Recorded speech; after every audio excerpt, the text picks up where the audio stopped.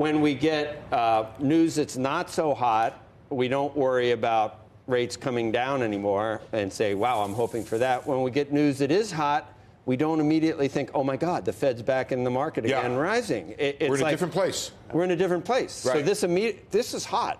And what's the market doing? This is hot, and the market went up. The dollar index went up a bit. It's interesting. I can't wait to get there. Is Rick there today? I assume he is. Stock market went up like 85 points. Rick's here. The market is higher.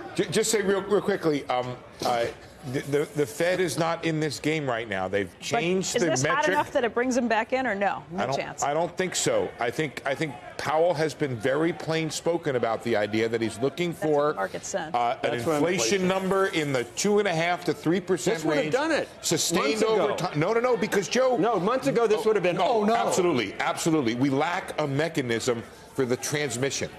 We don't know how we're going to get there. I continue to believe it's global growth, which is now the new supply chain we live in. That the biggest and realest scare we've had on inflation was when we had this global synchronized growth. They're not there now, and I don't know when we get there. I would argue, I'm still a monetarist. With the velocity of money where it is, given the burden of the stress test, what's happening in the repo market, it's just hard to get inflation, in my opinion. I don't think that's wrong. I think all of the inflation is in financial assets. It's not in goods and services. Okay. Is it? You do have a tick higher. Steve, there will come a time where we get a number like this and we check predictit.org 2020 election. I mean, this is a good number for a re-election. It's a good number for re-election. I'm trying to see sort of where it came, and I think Elon had a very nice description of it, which is that it's kind of across the board. It's first of all, you have the 41,000. From last, I'm going to go back. 41,000 additional jobs last. Right, because of the strike. I'm going to go back to the chart that I showed, that three-part chart. You remember, I've now shown it twice on TV, and I wrote some scribbly stuff over it before, that there's been 3 eras of job growth. 200 plus, down below 150, and in the 180 range. I'm going to take 40 off of this to come down to 220 or so, and I'm going to say, look, where are we? We might be back in a zone where we're doing 200,000, and nobody can really explain where the workers are coming from. Let me get everyone back in. Go. Oksana, Doug, Andy, Rick, Steve, we already mentioned you, Jason, Trennert. So, Oksana, this is about what you better than you thought, but the unemployment rate is where you great, strong number. We got revisions to a couple of prior numbers, and this kind of supports what we've been saying all along, which is that the Fed can afford to at least be on hold here. And the narrative that's really dominated the markets recently, which is that rates in the U.S. are going to 1 or 0, just doesn't stand up to the economic data. I mean, where do you think the jobs are coming from? How do you explain this? You have certainly more people entering the job force. I mean, you are seeing wage increases, as was said before, even in kind of some of the lower tiers.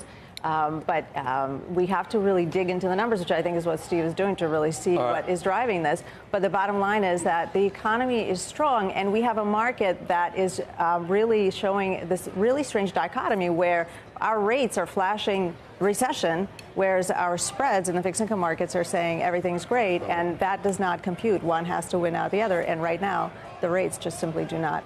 Andy, you got to have some broad shoulders, dude. I can't wait to hear your take on this, but you're going to have to represent the entire other side yourself now. But I think you're up to it from what I saw last time.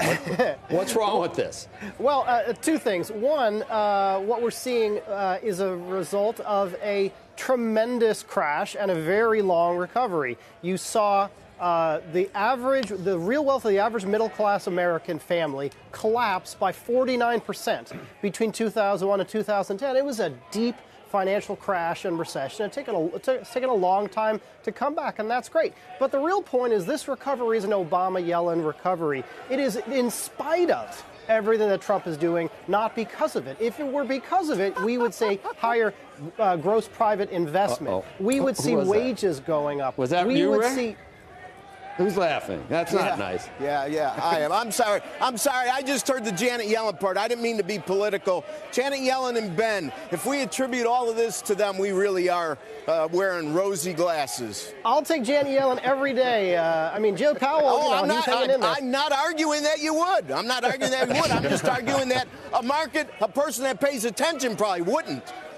Well, we'll see about that. Doug, you know, at $1 trillion of buybacks, this economy continues to perform for those at the very top. And non-supervisory wages, you take the wages at the top out, non-supervisory wages in America continue to be stagnant. So this is just not an economy that's working for ordinary people still. That's just not true. Let's talk about the numbers in the report, which are simply spectacular. This labor market continues to defy gravity. How we create over 200,000 jobs when the population is growing so slowly is a tribute to the fact that labor force participation should be collapsing with the retirement of the boomers, and it's staying solid, and the wage growth is there. This is really a report everyone should be thrilled with. Yeah, point out the wage gains, Doug, because, I mean, people can say whatever they want, and where are the actual numbers? What do you see? If you take a look at our best indicator of wage gains, which is the Employment Cost Index, which has both benefits and cash compensation, that's rising in real terms at about 1.1%. That's about the rate of productivity growth. That's exactly what you would expect. And it's 50% higher than it was in 2016. And hopefully it will get stronger. Everyone, I think, would agree we can do even better. This is a good report. We could do better.